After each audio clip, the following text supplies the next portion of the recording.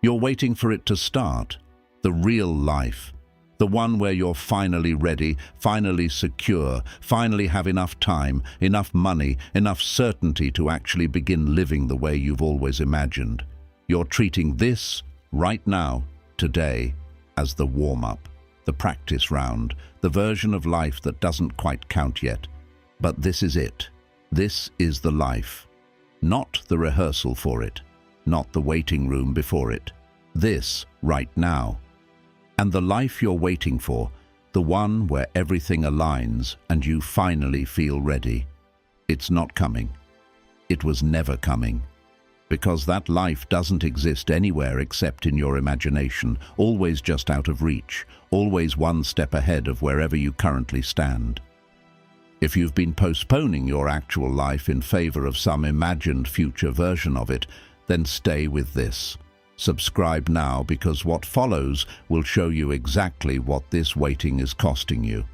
Let's begin. Think about how you talk about your life. Once I get this job.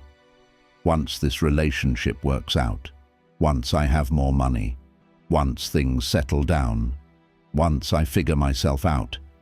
Every sentence pointing toward some future moment when real life begins. When you'll finally be the person you're trying to become, when you'll finally do the things you keep planning to do. But that moment is a phantom.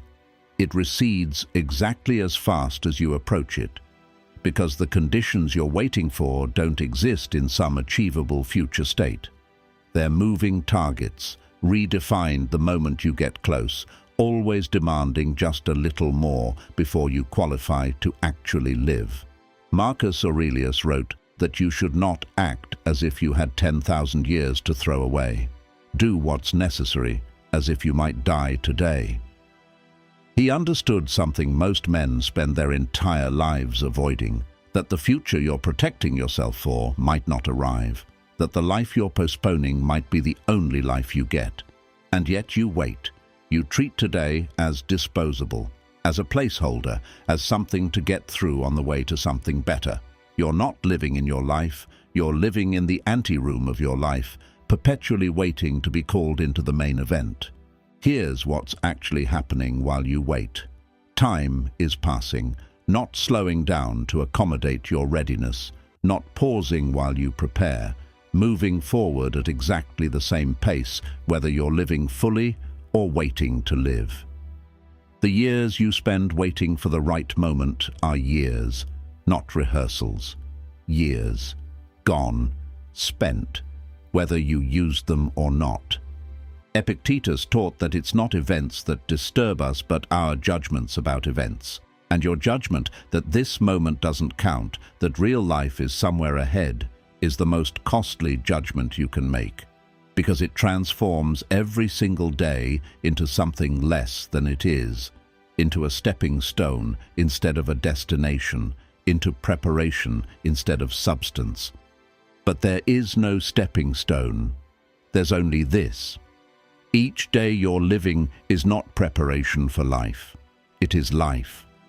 The relationships you're not fully present in because you're waiting for some better version of yourself to show up.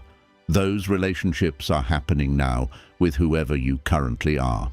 The work you're doing half-heartedly while waiting for the real opportunity. That work is your life right now, regardless of how much weight you give it. Seneca wrote that people are frugal in guarding their personal property, but as soon as it comes to wasting time, they are extravagant with the one thing in which it is right to be stingy. And waiting is the ultimate extravagance with time. Because waiting feels like nothing is being spent. It feels passive, neutral, safe. But time is being spent. Every single day. Whether you're living or waiting. So what are you actually waiting for? Be specific. What condition needs to be met before you allow yourself to live fully? If it's money, how much? And what happens when you reach that number and discover it's not enough, that there's always more you could have, that the goalpost moved the moment you approached it?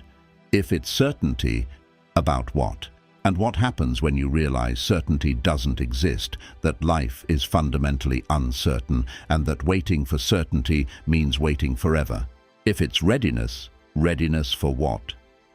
And what happens when you discover that readiness is not a state you arrive at, but a feeling you develop through doing the thing you're not ready for? In every case, the thing you're waiting for is not actually a prerequisite for living. It's a story you've constructed to explain why you're not living. A story that feels reasonable, even wise.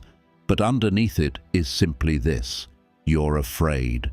Afraid of fully showing up, afraid of fully committing, afraid of discovering that even when you have what you're waiting for, you'll still have to actually live, and that prospect terrifies you more than waiting does. Because waiting is safe. As long as you're waiting, you haven't failed yet. As long as the real life is still ahead of you, you haven't had the chance to discover it might disappoint you. Waiting protects you from the vulnerability of actually trying. But this protection costs everything.